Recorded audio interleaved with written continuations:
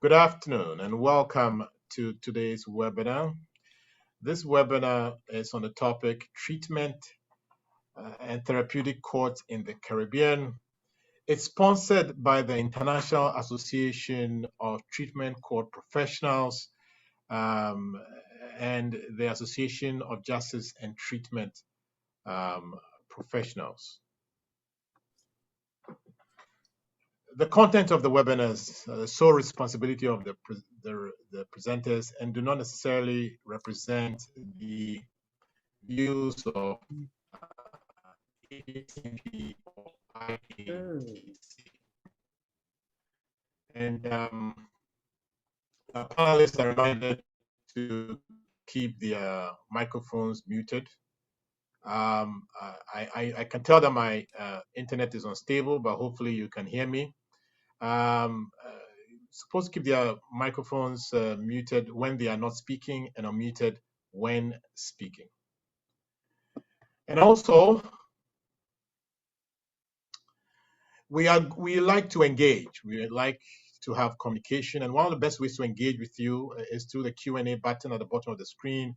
This is the best way to interact with our panelists, and we encourage you to do that. We'll have a chance to answer your questions at the end of the presentation. And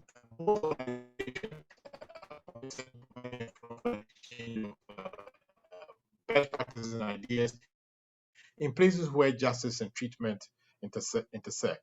The International Association focuses strictly on treatment courts, and the Association of Justice and Treatment Professionals is more broad in looking at all types of justice and treatment collaborations.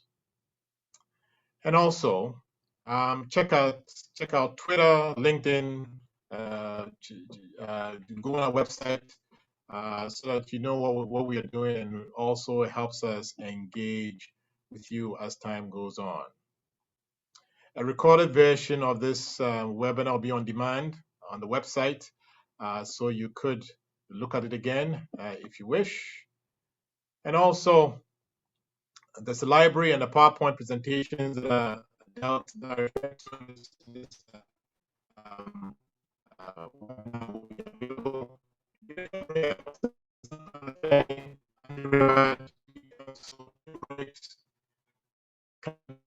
Canadian Mental Health Association, Erin Smith, counselor and case manager at Peel Addiction Assessment and Referral Center, and myself, Justice Barnes. We are your organizing committee, and we are very pleased that you can join us. And we're certainly glad that our panelists made the time to speak to us today. And so Erin Smith will acknowledge the land upon which we stand. Erin. Thank you, Your Honor. Give me 1 second. Okay. So we will begin this webinar by acknowledging that we are meeting on Aboriginal land that has been inhabited by Indigenous peoples from the beginning. As settlers, we're grateful for the opportunity to meet here, and we thank all generations of people who have taken care of this land for thousands of years.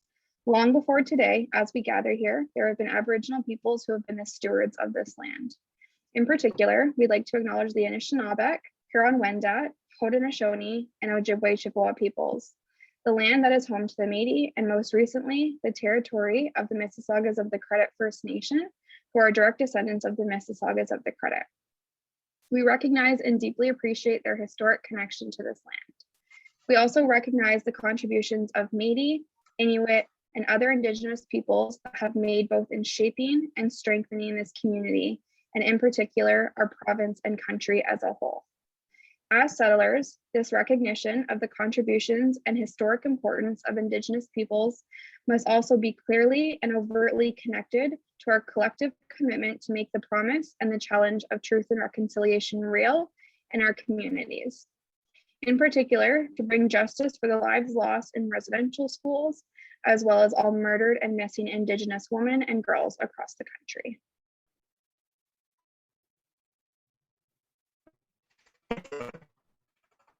One of the things that the International Association of Treatment Court Professionals is committed to doing is to try and share ideas and also give a spotlight on what different countries are doing. with the idea that globally we can learn from each other. And for that reason, we are very pleased that our two esteemed panelists have agreed to do their presentation this afternoon.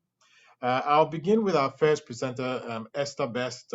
Ms. Best has a bachelor's degree in social work from the University of the District of Columbia and a master's degree also in social work from Howard University.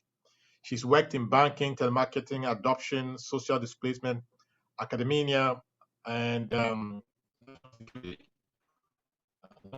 National security. Very interesting. Over the years, Ms. Best has enhanced the academic and professional profile with a series of specialized training certificates in leadership, planning, drug policy, and other areas. She led the National Drug Council Secretariat of the Ministry of National Security, Trinidad and Tobago, from inception in 2001 until 2020 August. She has represented Trinidad and Tobago at local, regional, and international meetings and conferences. Ms. Best has also been a trainer and presenter at local, regional, and international workshops and conferences, and has coordinated projects with CARICOM Secretariat, CCAT, the EDF funded, the Copeland 2 project, UNESCO, and UNODC. Between 2016 and 2018, served on the CARICOM since September 2020, she has been a consultant with the Institutional Strengthening Unit of the Inter-American Drug Abuse Control Commission of the Organization of American States. And I'll just right now, also proceed and introduce Magistrate Rondell Weaver. That way you don't have to hear my voice again. What I can say is,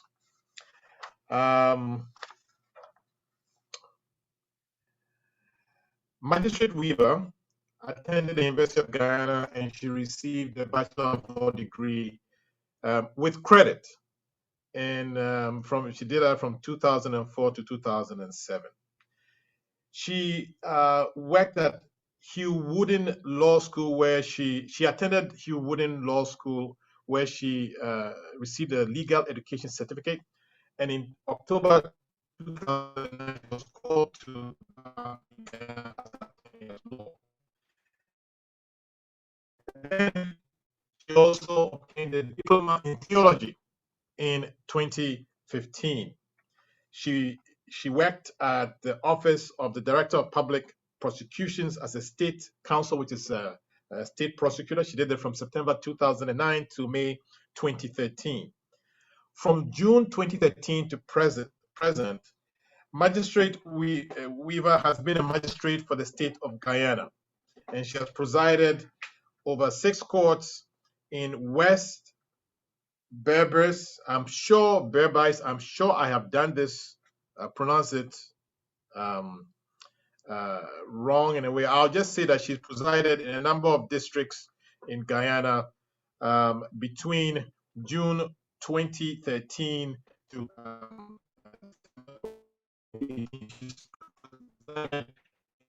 position as magistrate. In January 2018, she was appointed president of the Magistrates Association of Guyana.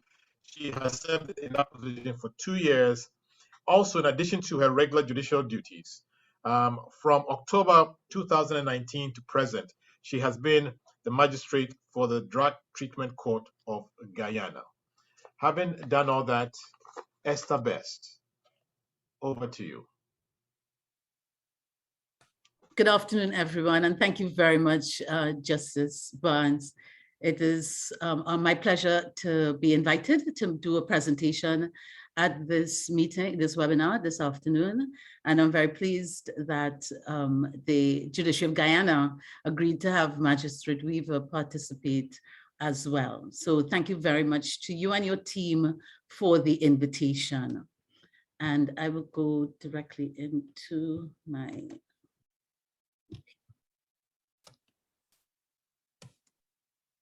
Okay, so we're discussing the Caribbean drug treatment courts, and I've included other alternatives to incarceration as well. So as we get into there's some context for the Caribbean. The Caribbean is a diverse archipelago of nations. We start from the North America and extend straight down to South America, and includes a number of independent nations as well as British, French, and Dutch dependencies.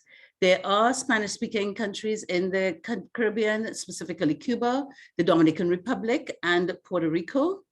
French-speaking countries are Haiti and French Guyana, and our Dutch partner is Suriname. I want to be clear that we are not all islands, because a lot of times people hear the Caribbean and they think, oh, the Caribbean islands. The Caribbean is not all islands. Our population, and for the purposes of this presentation, we will deal with the members of CARICOM, who you will see in red in the map on your screen. Our population in the CARICOM member states is approximately 16 million, and our ethnicities are First Peoples, and I'm always very enthralled by Erin's perspective and introduction to the land on which we stand. African, East Indian, Asian, European, Syrian, Lebanese, and various mixtures of all of these different ethnicities. So this is our Caribbean. We are, as you can see, our islands, a number of islands, but we have Belize as a member of CARICOM, which is located in Central America. And then on the South American mainland, we have Guyana and Suriname as CARICOM member states. We have diverse cultures, and among our diverse cultures, there are a number of persons who have attained international standards and international renown. And you can see, everybody knows Usain Bolt from Jamaica. The gentlemen on the left are Nobel Prize laureates, Vidya S. Naipaul and Derek Walcott. On the bottom is world record holder Brian Lara. One of the earlier references was to baseball. Our mainstay in the Caribbean is cricket and soccer or football. In the middle, we have Sir Surdad Rampal, who was the second Secretary General of the Commonwealth. And to the other picture is Sir Garfield Sobers, also world-renowned cricketer. We continue with our culture with the Mokojambis, Sun, Sea, and Sand, which is usually what the Caribbean is known for. We've exported Carnival internationally across the globe. And of course, everybody knows the most famous Caribbean person, Bob Marley. So although we have academics and Nobel laureates and everybody else, everybody immediately knows Bob Marley. And we also have the distinction of having the only musical instrument developed in the 20th century, and that's the steel pan. So this is our Caribbean. So getting into what was happening with our drug situation in the region, there were push factors that immediately impacted the region in the 70s to the 80s. You know how when you watch the Golden Girls, I hope that some of you all are fans of the Golden Girls, from the time you see Sophia, you know she's going to say something like, picture it, Sicily, 1912. So picture it. The war on drugs is declared in the US in 1970 by Richard Nixon. And this naturally rolls down to the Caribbean region because of our interconnectedness to the US. And then by extension, the world situation with regard to drugs, as the UNODC and other international organizations started to look at the drug situation and what was happening across the world. In the 80s, we suddenly saw the arrival and introduction of cocaine and its use, and then by extension, the impact of cocaine in the region. Marijuana had always been with us.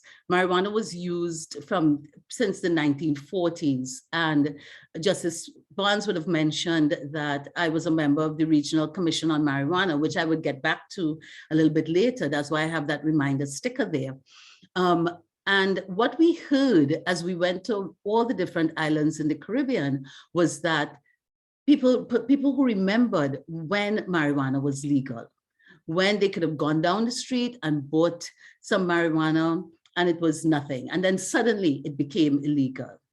And because of the push factors from the US and other external agencies, the Caribbean as a whole began to develop legislation, mainly to control drug trafficking. But unfortunately, it had the unintended consequence of criminalizing substance users. And when you hear the title of some of our drug legislation, the Dangerous Drug Act, an act to reduce the use and trafficking of drugs and things like that, it is really a criminal justice perspective to these substances. And there's nothing intrinsically wrong with that. But when it begins to impact people who have a health disorder, it is something to be concerned about. So there was a need for interventions. There's no question about that. When we look at the statistics across the region, of course, smaller countries will differ from some of the larger countries in the region. Some countries exceeded 3,000 arrests per year. That's just drug-related arrests alone. But of these arrests, of those 3,000 arrests, only 5% were for trafficking offenses. So the 95% of those arrests were from possession of minor amounts. And then you have 95% of the persons charged being males between 18 to 35.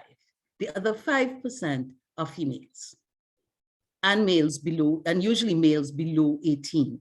And so when you look at these statistics across the region, it's pretty consistent across the region. They may not get to 3,000 in every member state, but it's certainly consistent with only about 5% being for trafficking offenses. There was need for something different to be done.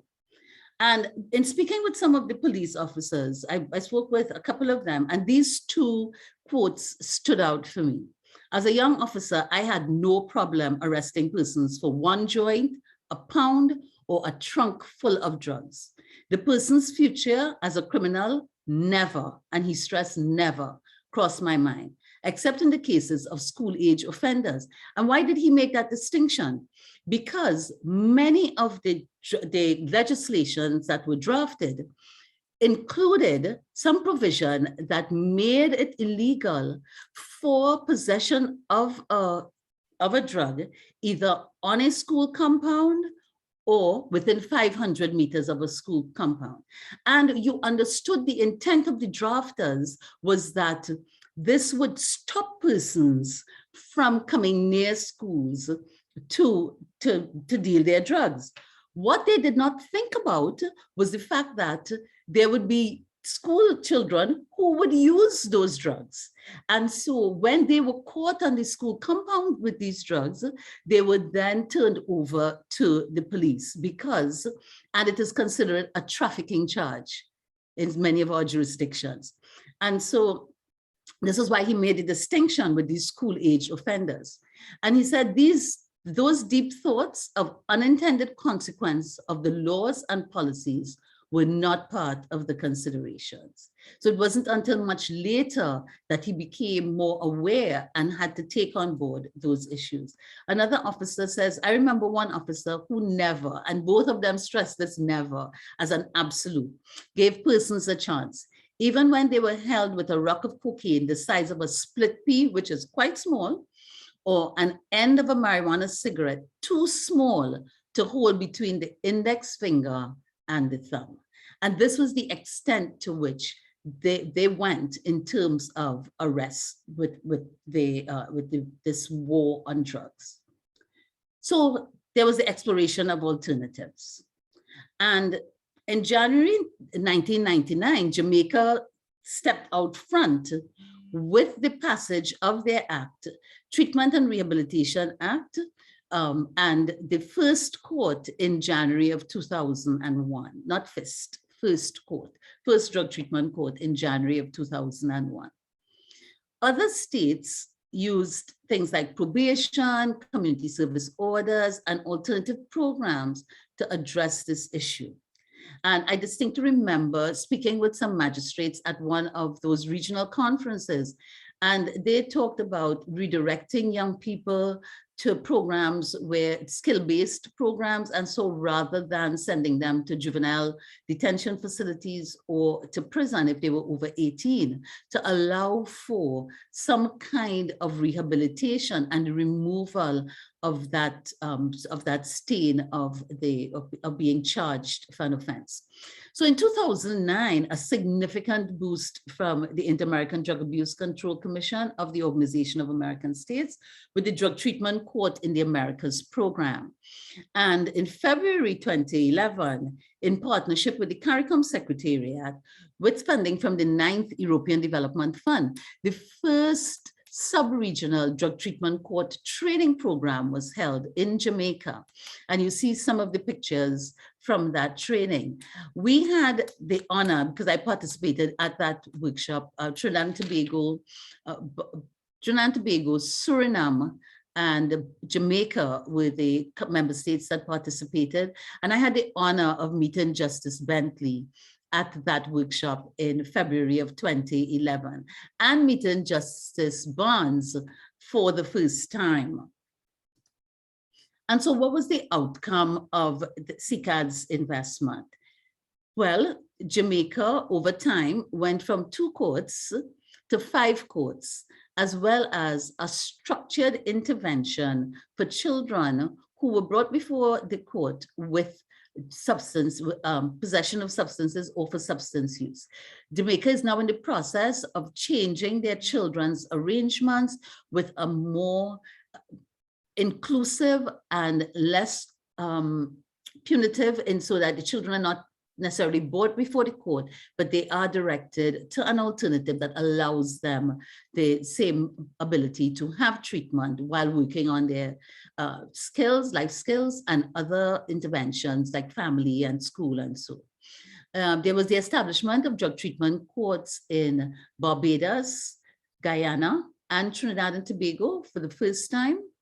Barbados in 2014 was established with guiding principles, Guyana in 2019 with a policy document, and Trinidad and Tobago in 2012, first with a policy document that stood between 2012 and 2020, and later on legislation that was passed in 2020.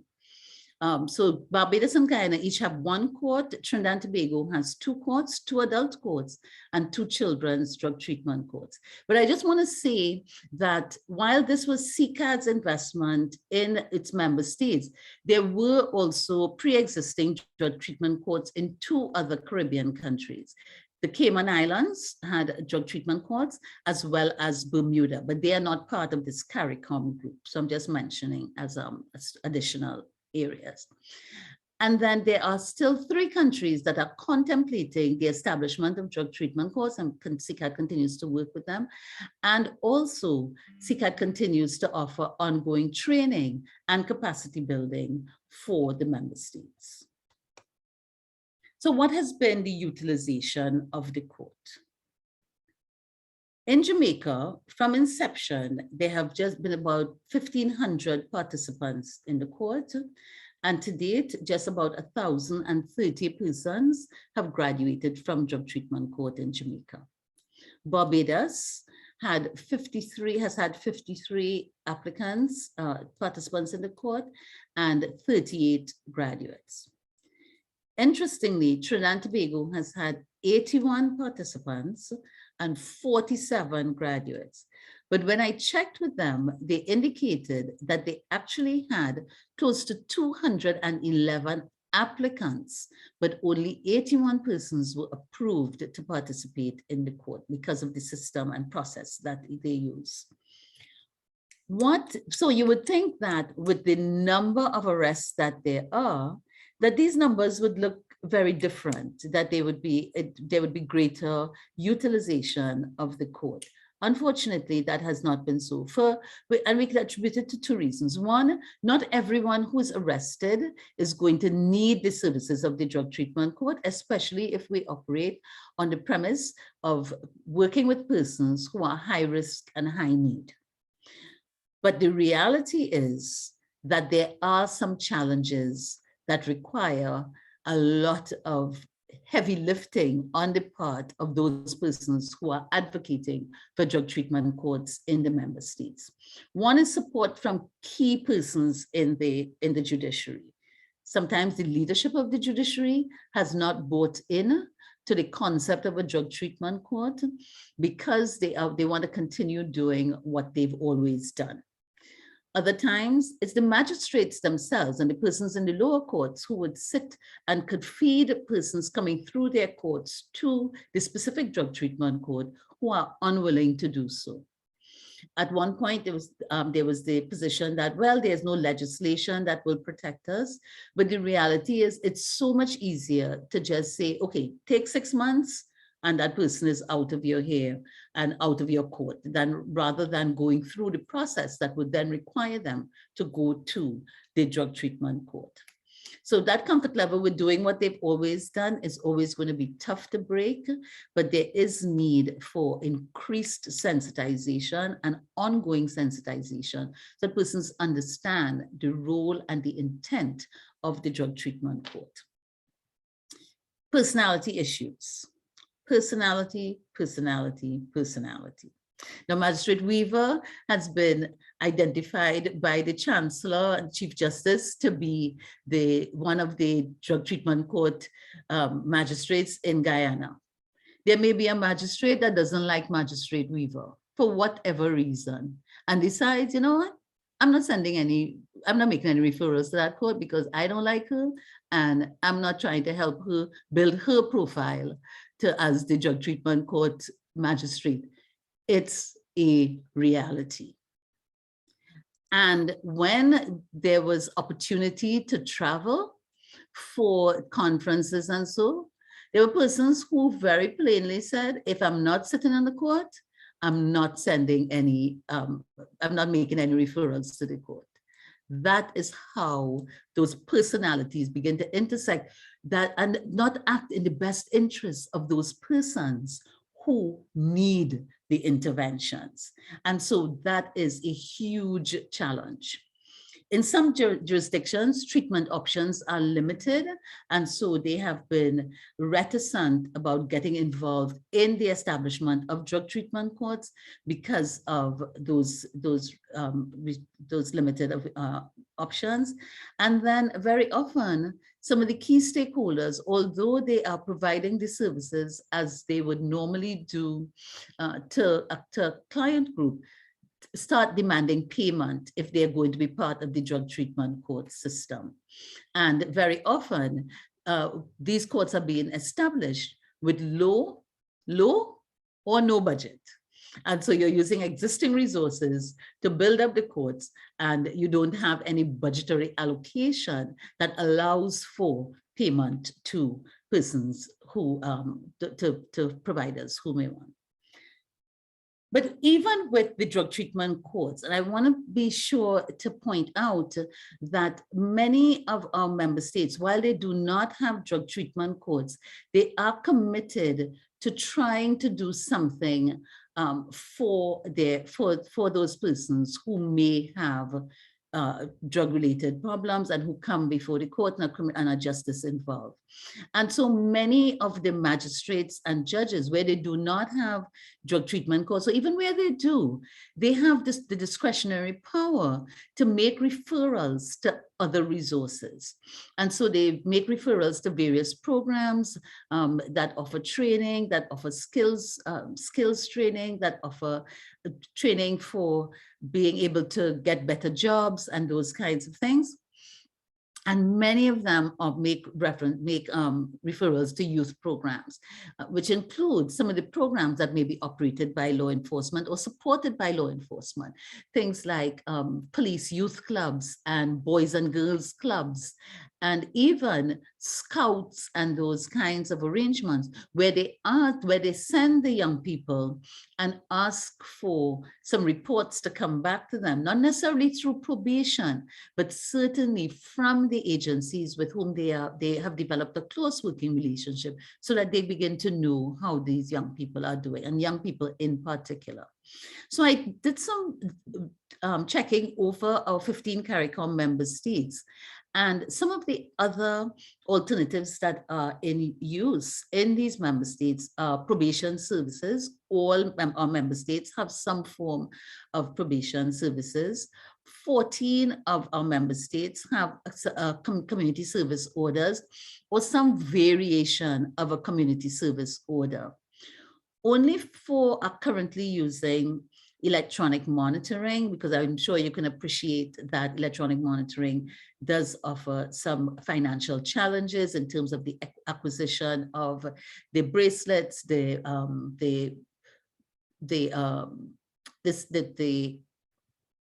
why is the word escaping me? What is needed to continue the monitoring and also putting legislation in place to do that.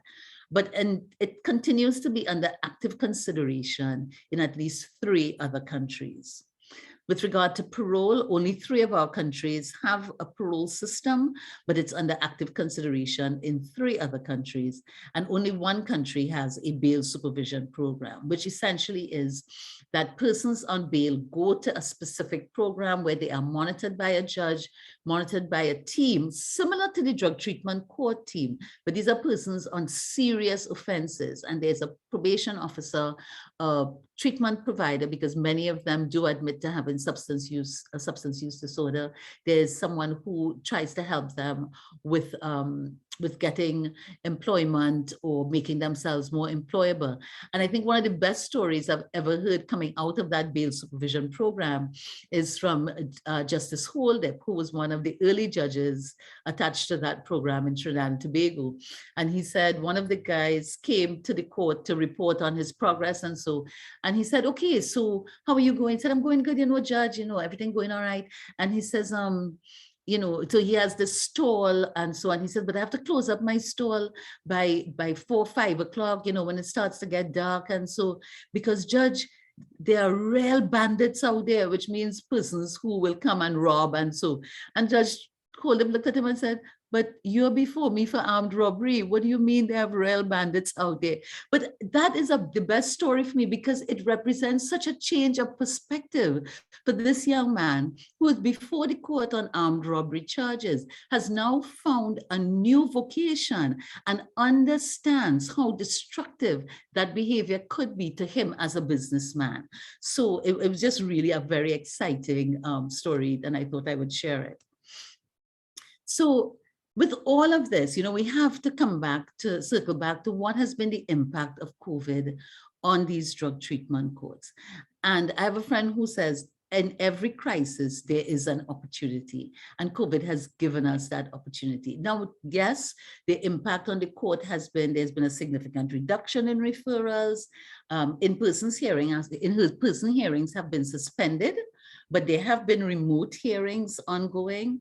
There's been a loss of participants simply because persons aren't seeing the judge personally, and so they've absconded from the program and therefore had to be returned to their court of original jurisdiction. There's been more virtual counseling, which for some people is difficult because they need that face-to-face. And in some jurisdictions, they've been able to undertake testing, which of course, as you would appreciate, is a mainstay of the drug treatment court and so many other alternatives to incarceration. But on the flip side of that, you have more magistrates and judges avoiding custodial sentences because they recognize that incarceration and in jail, because of normal overcrowding, there's more opportunity for the virus to spread. And so they've been doing more probation service orders, more community service orders to avoid, where they can, to avoid that redirecting persons to prison.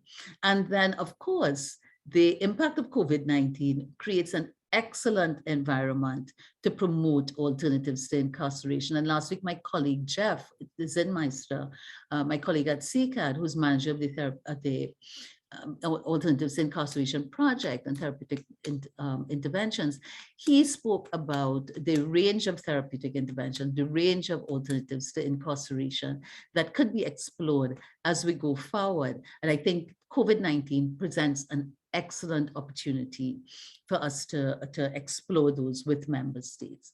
So I told you I would return to the marijuana debate later on in the presentation. And last week, somebody asked Jeff about the legalization of marijuana as a method to reduce the number of persons who may be in custodial sentencing. And I want to say that the report on the Regional Commission on Marijuana, and if you're not familiar with it or you haven't yet read it, it's a good report. It tried to take cognizance of all of the different factors that impacted the issue surrounding cannabis. And we were corrected on a number of occasions that marijuana is actually like a street name for cannabis, and that we should call it by its correct name, cannabis. So the Regional Commission, when it was established in 2016, again, Jamaica had already jumped out front and having had amended their legislation in 2015. But what the commission, one of the things that the commission found was that there were issues related to social justice surrounding how marijuana was treated, how arrests were treated, and issues around incarceration. And it seemed that as we did the research among the various member states, that there were certain sectors of the population who were targeted for arrests and by law enforcement. And usually these were groups who were economically challenged, and so did not have the opportunity to make bail or could not pay a fine, and therefore they ended up in prison. Okay, so that the recommendation was that countries look at this. Since that time, and some of them were already in the process of thinking through the amendments to their legislation, but since that time, there have been 8 countries that have amended their legislation, their Dangerous Drugs Act or their other legislation that criminalized marijuana in a very strict and broad way. And legislative adjustments are in consideration in 3 additional countries.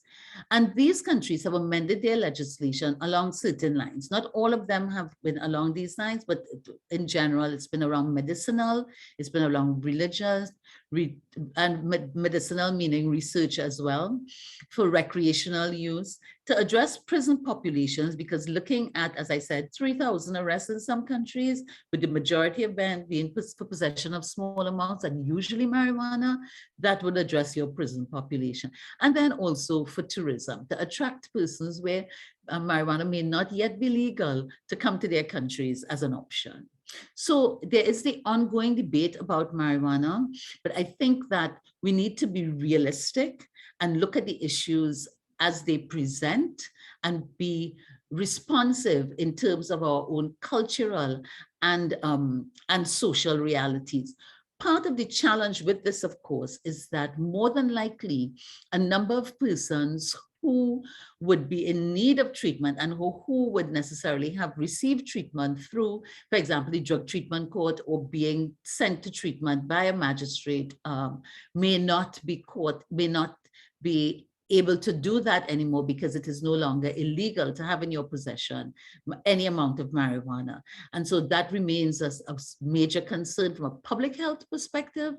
But I hope that member states, as they continue to develop and look at this issue, will look at how this can be addressed. And so how can this organization help the Caribbean further? I think that the work with hemispheric and regional organization to promote alternatives, not just drug treatment courts, but to look in general, and as Justice Barnes said in the introduction, the Association of Justice and Treatment Professionals looks at the broader issues and can therefore look at other things other than drug treatment courts to assist member states. I think at this point, it's an excellent time to look at other interventions, because we know that most member states, especially in the region, have already looked at other interventions. And so fertile ground exists for development of those other interventions. as we grow and look at exchanging of information, we can share experiences that will help to design culturally appropriate interventions that make sense to our member states, and of course, providing additional training opportunities for various groups of stakeholders. This would also help. Justice Barnes is a true and trusted leader.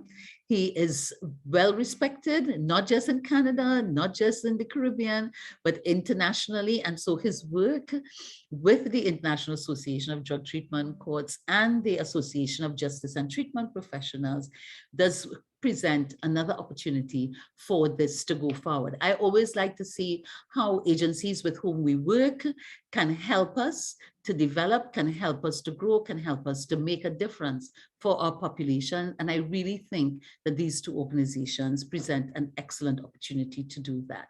So as I come to the end of my presentation, this is my contact information. I will share the presentation with Justice Barnes for him to put on the website. And I will welcome any questions and comments when we get to the question and answer segment. Thank you so much. Thanks again to Justice Barnes and his team for the invitation. And I look forward to your questions and comments. All right, so now Magistrate Weaver, over to you. Thank you, Justice Barnes. Good afternoon to everyone. I would just like to first extend a heartfelt thanks to Justice Barnes and team for the opportunity that I can be able to present on behalf of the Judiciary of Guyana. And so I will now proceed with the presentation. Today, we're going to examine the evolution of the Drug Treatment Court of Guyana. The Guyana National Drug Strategy Master Plan 2016 to 2020 considered that drug use disorders are a public health concern and that the treatment of drug use disorders is a necessary demand reduction component. Therefore, in order to address this public health concern, there needed to be an accurate assessment of the drug situation in Guyana. The Guyana Drug Information Network Annual Report 2019, which was done by the National Anti-Narcotics Agency, NANA, provided an accurate setting of the drug situation in Guyana. An analysis of the treatment data for 2018 showed that a total of 106 persons sought treatment for problematic drug use disorders at one of the two treatment centers.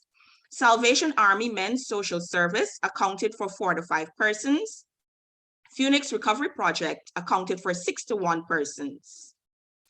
Of the overall total, 44 persons were admitted for cocaine use, 39 persons for marijuana abuse, 20 persons for problematic use of alcohol, 2 persons for tobacco, and 1 person who indicated cross-addiction but did not specify a substance. It was also revealed that 56 persons had at least one encounter with the criminal justice system. For the year 2018, it was recorded that 2,535 drivers were charged with driving under the influence of alcohol.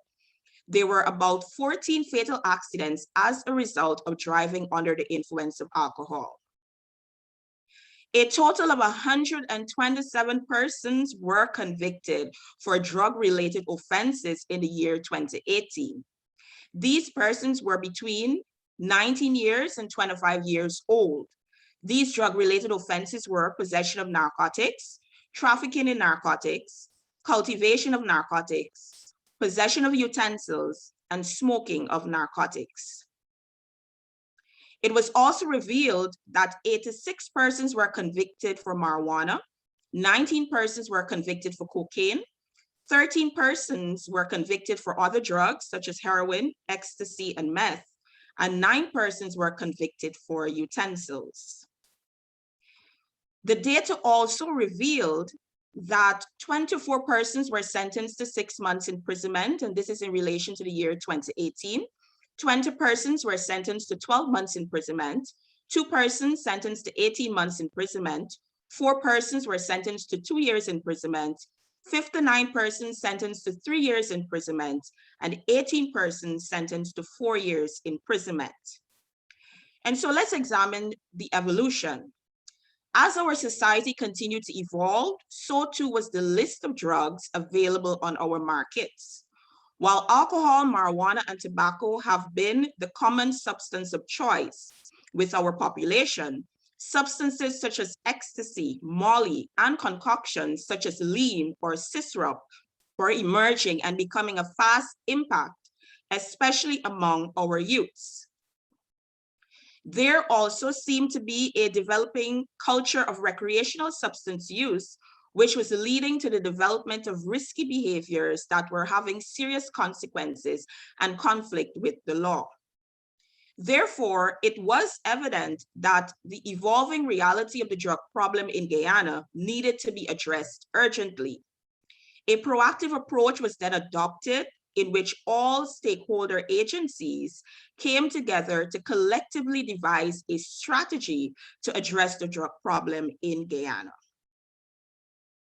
From the 14th to the 16th of May 2019, the Inter-American Drug Abuse Control Commission, CICAD, of the Organization of the American States and the Pan-American Health Organization, PAHO, carried out a joint mission in Georgetown, Guyana, to assess the capacity to provide treatment and rehabilitation services to persons with substance use disorders that have committed minor offenses.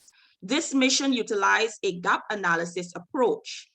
After the gap analysis was done, all stakeholders and service providers acknowledged that there was a great need to offer alternatives to incarceration for persons with drug use disorders who are being processed by the criminal justice system. Given the negative impact that substance misuse was already having on our society, it was evident that there needed to be an expansion of treatment and reintegration services for drug-dependent persons. There was also the issue of the overcrowding of our prisons by persons who commit minor non-violent criminal offenses in order to support a drug habit.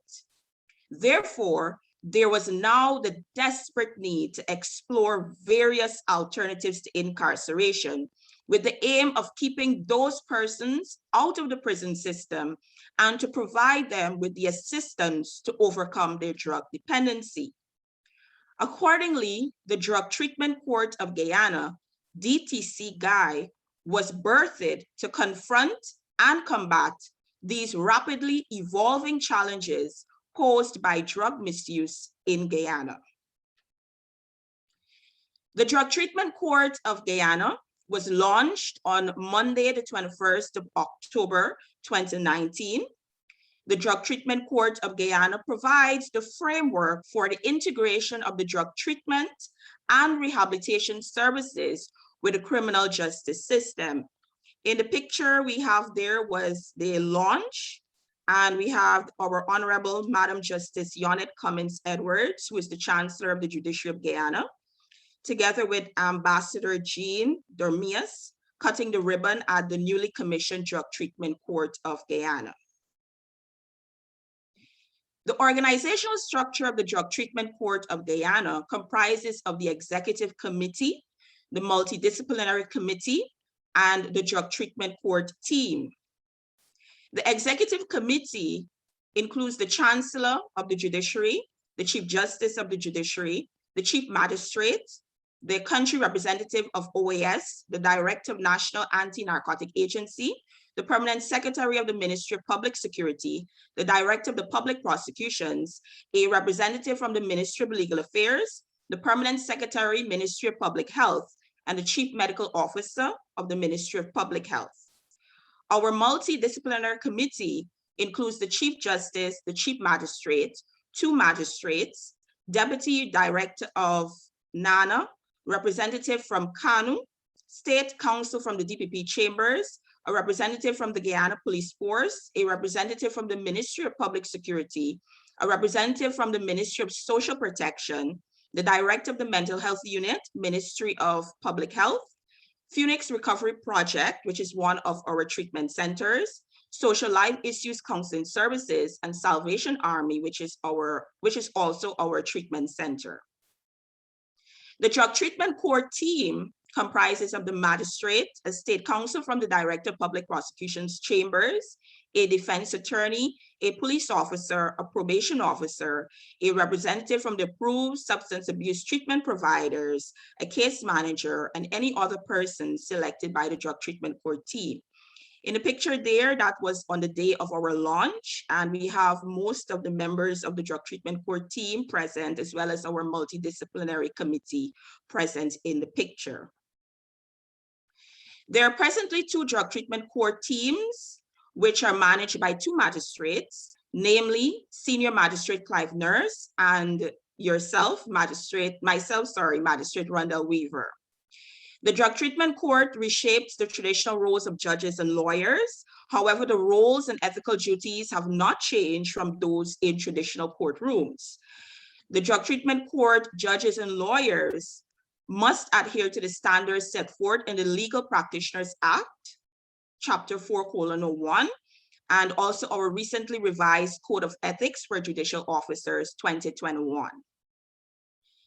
The offenses that are applicable to the Drug Treatment Court of Guyana are assault and assault causing actual bodily harm, both offenses which are contrary to Section 21 of the Summary Jurisdiction Offenses Act and Section 30 of the Summary Jurisdiction Offenses Act, respectively.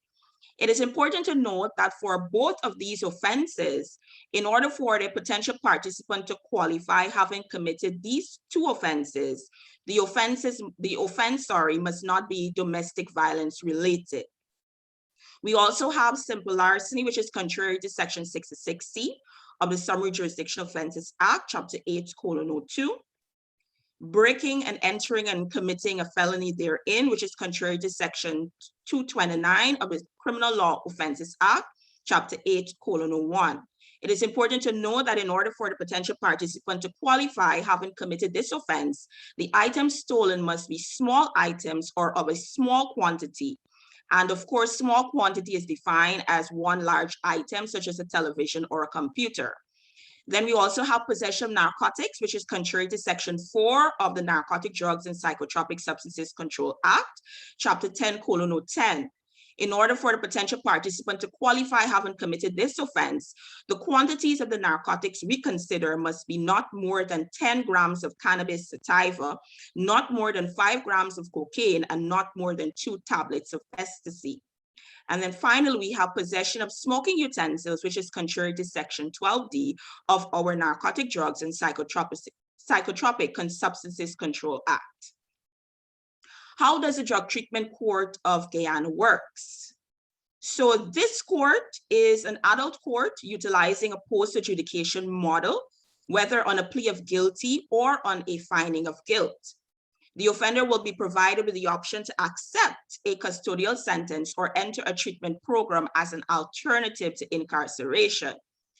Participation in the Drug Treatment Court of Guyana is voluntary, and it is pursuant to a written agreement which must be fully explained to the drug treatment court participant and signed by him or her. When the offender enters into the originating court and the magistrate, upon reading a charge to an offender, the offender enters a plea of guilty, or after the completion of a trial, the offender is found guilty by the originating court, he or she will be given the option of entering in the drug treatment court program as an alternative to incarceration. And so the potential participant will now submit to a mandatory drug test, which must be done within 24 hours. If the participant, and that is, of course, if the participant agrees to participate in the program. After completing the drug test, the sample is taken by the Guyana Forensic Science Laboratory for testing, and the results are provided to the case manager and substance abuse treatment provider.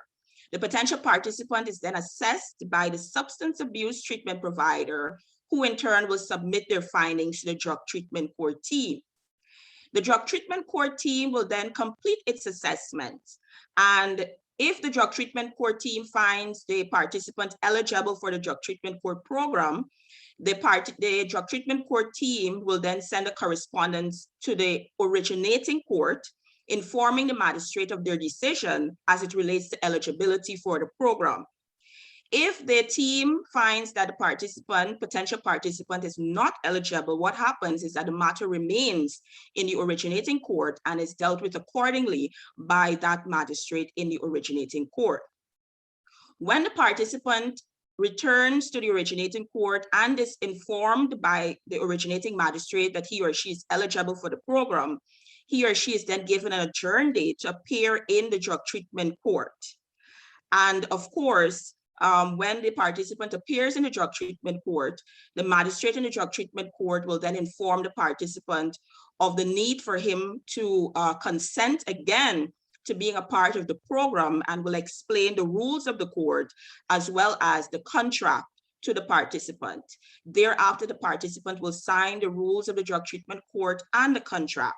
It is important to also note that pre-court meetings are held by the drug treatment court team to determine the treatment plan of the participant.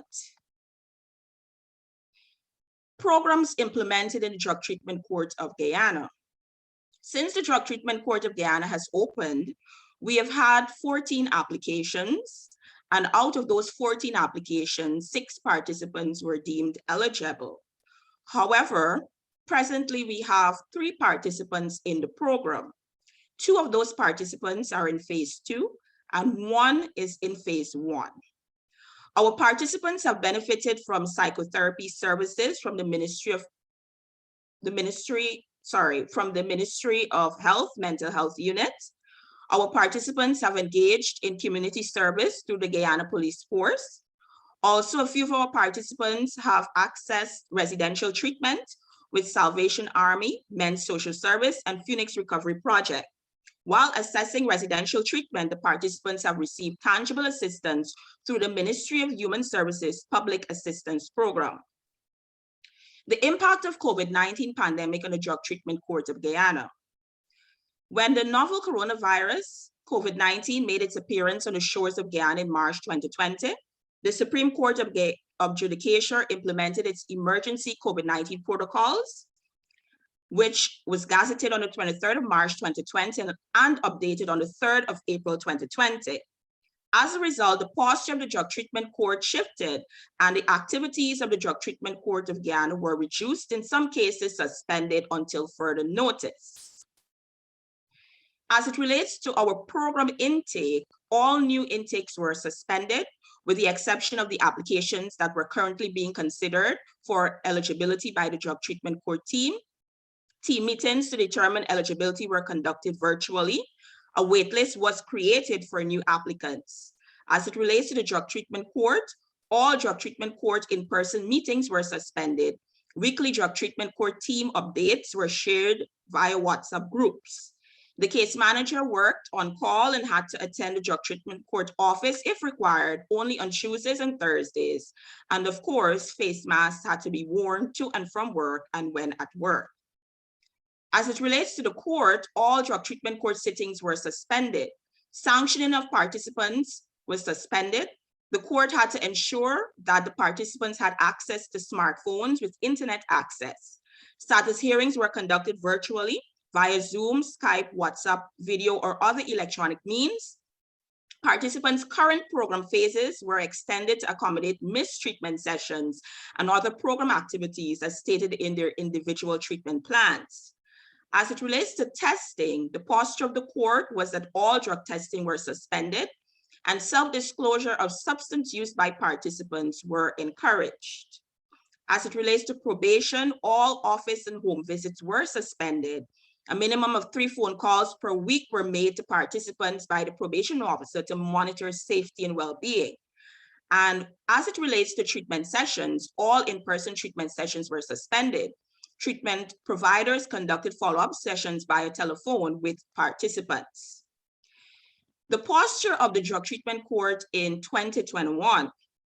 Our present posture is that program intake has resumed. The team meetings to determine eligibility remain virtual. The weekly Drug Treatment Court team updates continue to be shared via WhatsApp groups. Case manager attends the Drug Treatment Court office Mondays to Fridays presently.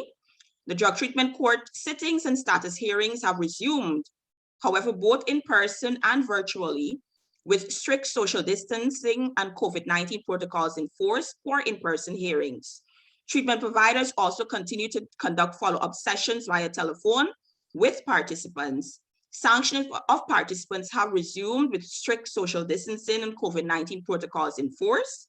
Drug testing have resumed and self-disclosure of substance use still encouraged. Office and home visits by probation officers have resumed. A minimum of 3 phone calls per week is still being done, and all in-person treatment sessions have resumed, but with COVID-19 protocols strictly in force. And so even as the Drug Treatment Court of Guyana is evolving, so too are our success stories of the participants that are presently in the program. And I would like to share this success story with all. We have this participant who came into our Drug Treatment Court program in January of 2021. And even as he entered the program, a little background in terms of his story, he is a double orphan. That is, both of his parents are deceased. They died when he was a child. And so he has been a part of the orphanages. He has been a part of foster care all his childhood, and he's been moving from home to home. And so when he entered into the program, he was charged with the offense of breaking and entering larceny because, you know, he started smoking at a very young age. And in order to aid in his drug habits, he would often commit certain minor offenses.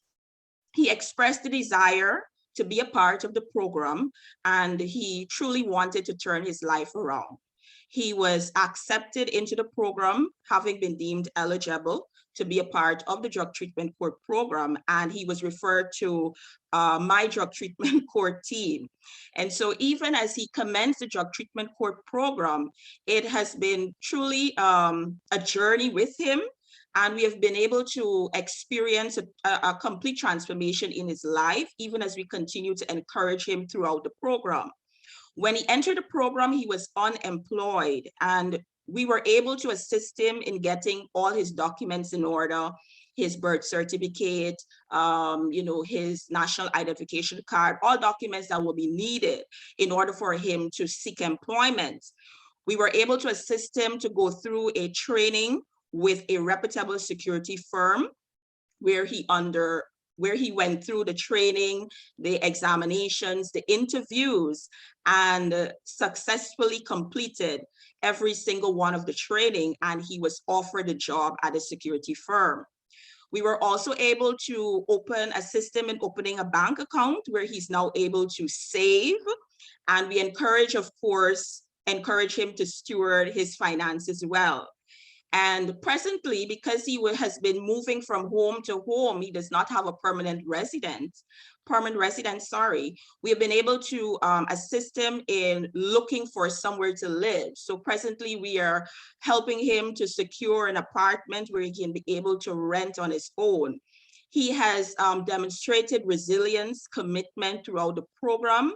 He has obtained his consecutive clean drug testing for months now, and certainly we have been able to assist him to manage his drug use. What is also very significant about him is that he continues to show up. He continues to come to court. He has had some issues with his health, but he never stops appearing. And that is something we encourage with him daily, that it does not matter what is happening. Let him continue to appear. Let him continue to show that commitment to the program, which he continues to do. And so the pictures that you see before you, this is when he would have graduated phase 1. We held a simple graduation ceremony for him. And this graduation ceremony, the photo on your left is where he was presented with his certificate of completion for phase 1. And his transition into phase 2 by yours truly. And the photo on the right is where he was presented with a hamper, a hygiene hamper by the probation officer. And so indeed, he is a testimony of what the drug treatment court is all about, the merging of the drug treatment and rehabilitation services with the criminal justice system. And we look forward to continue working with him to ensure that he completes the drug treatment court program. So thank you once again to Justice Barnes and team for the opportunity to present to the persons present here today as it relates to the evolution of the drug treatment court of Guyana. Thank you all once again. Oh, I want to thank Magistrate Weaver. I'm really glad we ended on a success story. I was mindful of your time, but it's really great to hear that clients are doing well in the program there. I want to thank Esther Best as well. On behalf of the group, there weren't very many questions that came through on the chat line. If that should change and any participants want to submit questions after this workshop, please submit those to this committee. And I think, mindful of the time, I think we'll close there unless you have any final comments you wanted to make with regards to the procedure going forward. Okay, thank you to the panelists.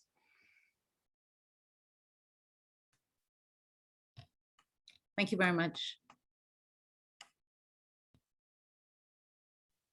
Thank you very much.